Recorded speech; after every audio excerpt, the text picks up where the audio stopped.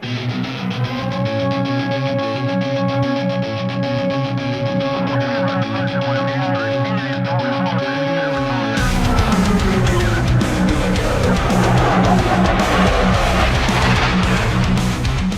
historian. Menurut saya ya, era Perang Dingin itu adalah era yang menurut saya paling menarik. Selain perlombaan antariksa dan persaingan ideologi, pengembangan senjata nuklir antara si biru dan si merah juga menjadi salah satu hal yang asik buat dibahas. Seperti yang kita ketahui, Amerika Serikat dan Uni Soviet adalah dua negara adidaya yang selalu bersaing ingin menjadi yang terbaik dari segi ideologi, pengaruh budaya, hingga perlombaan alutsista. Nah, salah satu senjata yang menarik untuk dibahas di topik kali ini adalah artileri dari negeri beruang merah. Ini bukan sembarang artileri ya, bukan artileri biasa. Tapi ini adalah artileri nuklir.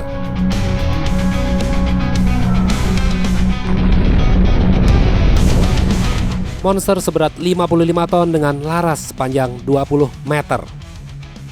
Inilah dia yang ada di belakang saya. Namanya 2B1OK.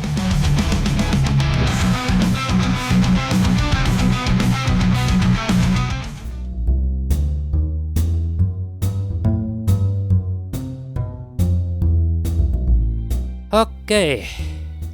Sebelum kita bahas sejarah 2B1OK, kita perlu tahu dulu ya. Di tahun 1950-an, Amerika Serikat pernah membuat mortir nuklir mini yang namanya itu Davy Crockett. Topik ini udah pernah saya bahas kok, ada di video short. Nah, di tahun 1950-an juga, tepatnya pada tanggal 25 Mei 1953, berlokasi di Nevada Test Site, Amerika Serikat sedang melakukan uji coba artileri nuklir terbaru mereka, yaitu M65 Atomic Cannon, atau yang lebih beken disebut sebagai Atomic Annie. Artileri ini memiliki peluru dengan kaliber 280 mm, dengan daya ledak nuklir sebesar 15 kiloton, yang bisa dibilang setara dengan ledakan bom atom Hiroshima, dan memiliki jarak jangkau tembak sejauh 32 km. Mendengar kabar akan pengembangan senjata seperti ini, udah pasti dong, Uni Soviet merasa terancam dan tidak tinggal diam. Mereka merespon dengan menciptakan sesuatu yang tidak kalah mengerikan. Dari tekanan inilah muncul 3 proyek eksperimental Soviet, yaitu 2 A3 kondensator, 2 B1OK, dan S-103. 2 A3 kondensator dan 2 B1OK merupakan kategori artileri nuklir kelas berat, sedangkan S-103 adalah kode dari laras artileri yang nantinya akan dipakai ke 2B1OK. Oh ya, ini perlu kalian tahu ya, kalau 2 A3 kondensator dan 2 B1OK sebenarnya adalah artileri bersaudara, memiliki sejarah yang sama dari awal sampai akhir, dan memiliki fungsi yang sama. Jadi kalau kalian nanya apa bedanya, ya cuman beda di spesifikasinya aja. 2 A3 kondensator dan 2 B1OK ini dirancang oleh OKB 221 pada pertengahan hingga akhir tahun 1954. OKB ini bukan singkatan dari orang kaya baru ya, tapi singkatan dari Опытное конструкторское бюро. yang artinya dalam bahasa Indonesia adalah Biro Desain Khusus Eksperimental milik Soviet yang berada di bawah naungan Kementerian Industri Pertahanan Uni Soviet. Kemudian setelah rancangan selesai, kedua proyek tersebut dimulai pada tahun 1955. Prototipe 2 A3 kondensator selesai terlebih dahulu pada tahun 1956. Tahun berikutnya, yaitu tahun 1957, prototipe 2B1OK selesai dibangun. Nah, ini perlu kalian ketahui lagi ya. Meskipun kedua artileri ini adalah artileri nuklir, tapi memiliki tipe laras yang berbeda. Kalau 2 A3 kondensator adalah rifled gun atau laras berulir, 2B1OK adalah smoothbore atau laras halus. Kemudian, tujuan Soviet membangun 2B1OK ini bukan hanya untuk menyaingi M65 Atomic Annie milik Amerika Serikat atau hanya untuk sekedar unjuk kekuatan, tapi juga bisa menjadi aset yang nantinya digunakan Soviet untuk menghancurkan formasi pasukan musuh, pangkalan, atau kota kecil di garis depan jika suatu saat perang terjadi antara blok barat dan blok timur. Artileri ini sempat dipamerkan ke publik pada tanggal 1 Mei 1957, berlokasi di Red Square, Moskow, tepatnya pada Hari Buruh. Foto yang beredar ini hanyalah sekedar unjuk gigi dan propaganda untuk menunjukkan kepada blok barat bahwa Uni Soviet tidak kalah dalam mengembangkan artileri berhulu ledak nuklir. Terus nih ya, kenapa Soviet menamai artileri ini sebagai 2B1OK? Apa sih maksudnya? Nah, gini. Angka 2 ini adalah kode dari Soviet untuk artileri swagerak. Terus huruf B, kemungkinan adalah singkatan dari batalioni atau bombomet. Dan angka 1 adalah nomor urut model. Lalu OK ini apa? OK adalah nama yang diambil dari salah satu sungai yang berada di Rusia. Bagaimana dengan 2A3 kondensator? Ya gini ya, meskipun video ini sebenarnya lebih fokus ngebahas 2B1OK, tapi ya nggak ada salahnya juga lah ngasih informasi tambahan. Lagian juga nih kedua artileri bersaudara kok. Nah, 2A3 kondensator ini bisa dibilang artinya nggak jauh beda ya. 2 itu ya tetap sama kode Soviet untuk artileri swagerak. Huruf A berarti kemungkinan besar ya, artinya adalah artileri laras panjang. Dan angka 3 adalah nomor urut model. Untuk nama kondensator, itu cuma nama proyek yang sebenarnya nggak memiliki arti yang berkaitan dengan senjata ini. Hanya nama untuk menyamarkan fungsi aslinya agar tidak diketahui oleh musuh. Oke, sekarang sebelum lanjut, kita lihat dulu yuk, kayak apa sih spesifikasi dari 2B1OK ini? Berdasarkan catatan yang sebenarnya dari satu sumber dan sumber lain itu keterangannya beda-beda. Pokoknya gini, artileri ini memiliki panjang laras sekitar 20 meter. Panjang totalnya kira-kira 26 meter. Lebar 3,25 meter dan tinggi kurang lebih 4 meter saat laras tidak terangkat. 2B1OK ini memiliki berat atau bobot sekitar 55 ton. Senjata utama artileri ini adalah meriam smoothbore 2B1 kaliber 420 mm. Peluru yang digunakan adalah peluru tactical nuke atau peluru nuklir taktis. Nggak ada nama resmi akan peluru yang digunakan 2B1OK ini. Tapi berdasarkan catatan sejarah, memiliki hulu ledak sebesar 10 hingga 20 kiloton.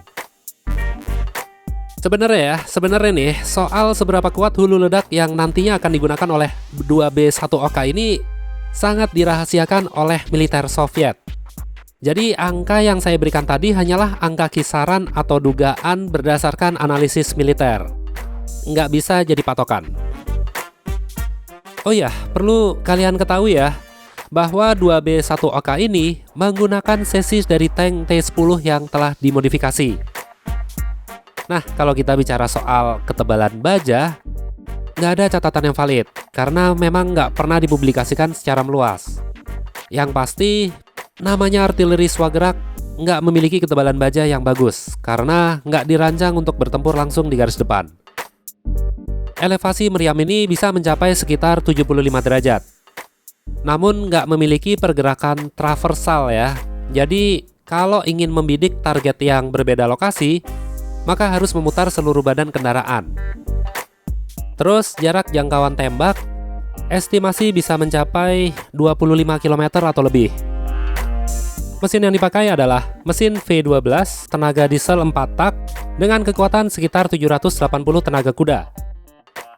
Kecepatan maju maksimal 30 km per jam di jalanan yang rata.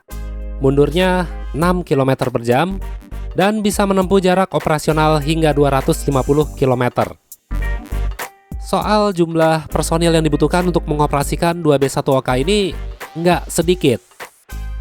Kira-kira butuh 7 hingga 8 orang lebih lah. Yang pasti harus ada sang komandan, navigator, operator radio, pengemudi, penembak meriam, pengisi amunisi, dan udah pasti harus ada mekanik lapangan. Oke, kalau dari speknya sih sangar ya. Tapi kenapa ya artileri ini nggak jadi dipakai sama Soviet? Dipensiunkan, terus ujung-ujungnya cuma jadi pajangan. Ya, karena lebih banyak kekurangan dan kelemahannya dibandingkan kelebihan. Jadi ceritanya itu gini.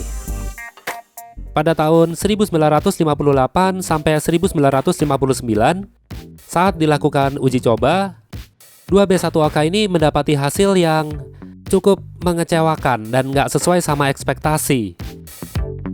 Nah, masalah pertama nih ya. Laras artileri ini terlalu panjang dan fisiknya terlalu besar. Meskipun kategorinya artileri swagerak, tapi nggak memiliki mobilitas yang baik untuk berpindah-pindah tempat. Yang kedua, saat diuji coba menembak, recoil atau hentakannya itu sangat ekstrim.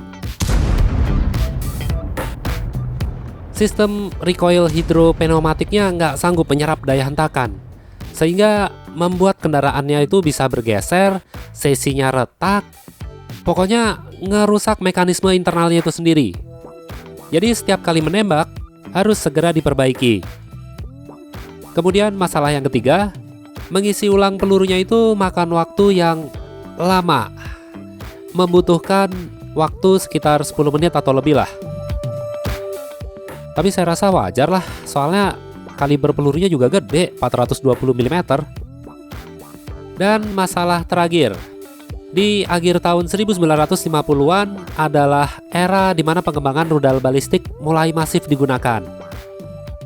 Di tahun segitu, Uni Soviet udah punya yang namanya R-11, R-14, 2K6, 9K52, dan seterusnya.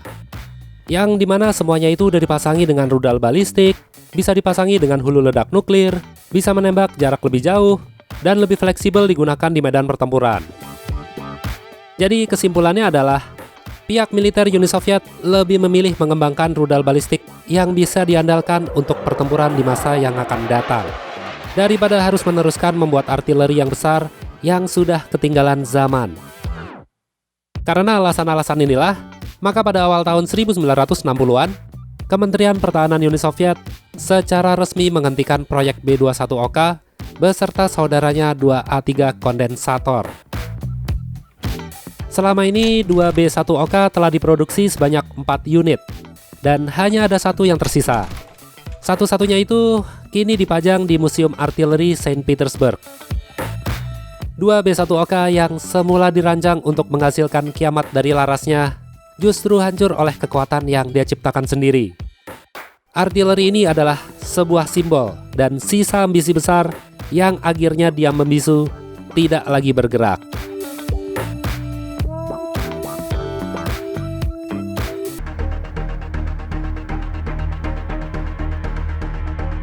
Oke, kalau gitu makasih banyak ya udah pada nonton video ini. Kalau ada yang salah atau ada yang kurang, nggak apa-apa, nggak usah ragu-ragu. Kalian perbaikin aja, terus tulis di kolom komentar, oke? Kita jumpa lagi di video-video berikutnya. Bye-bye.